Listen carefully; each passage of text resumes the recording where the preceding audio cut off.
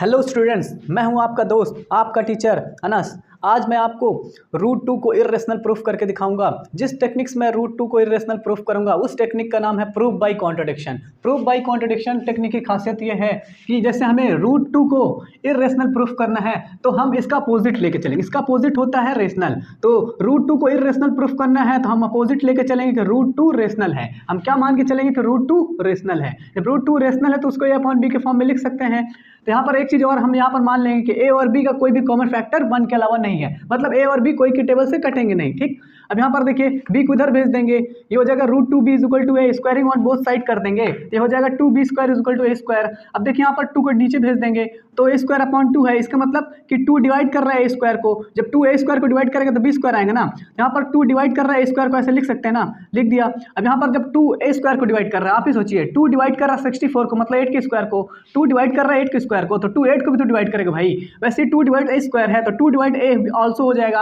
अब जब 2 डिवाइड कर रहा है a को तो a अपॉन 2 लिख सकता हूँ, अपॉन मतलब डिवाइड होता है। तो यहाँ पर 2 डिवाइड कर रहा है a को तो a अपॉन 2 लिख दिया। जब 2 डिवाइड करेगा a को तो कोई आंसर भी तो आएगा, उसको मान लेते हैं यहाँ पर k मान लेते हैं। जैसे मान लीजिए 6 है, यहाँ 2 है, जब 2 डिवाइड करेगा 6 को तो 3 आंसर आएगा ना। तो वैसे यहाँ पर k मान लेते हैं, जब 2 डिवाइड करेगा a को तो 3 आ जाएगा, मान लो k आ जाएगा। ठीक, k कोई भी इंटीजर है, ये ले लिया। अब देखिए a is equal to 2k, k को उधर भेज दिया।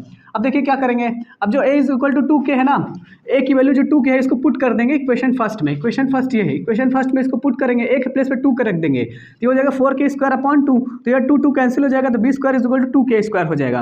अब 2 को नीचे भेज देंगे, 2 को नीचे भेज देंगे, b स्क्वायर अपॉन 2 हो जाएगा, मतलब 2 डिवाइड कर रहा है b स्क्वायर को। जब 2 डिवाइड कर रहा है b स्क्वायर को तो 2b को भी डिवाइड करेगा। अब इन दोनों गौर से देखिए, यहाँ पर 2a स्क्वायर a को डिवाइड कर रहा है, यहाँ पर 2b को डिवाइड कर रहा है।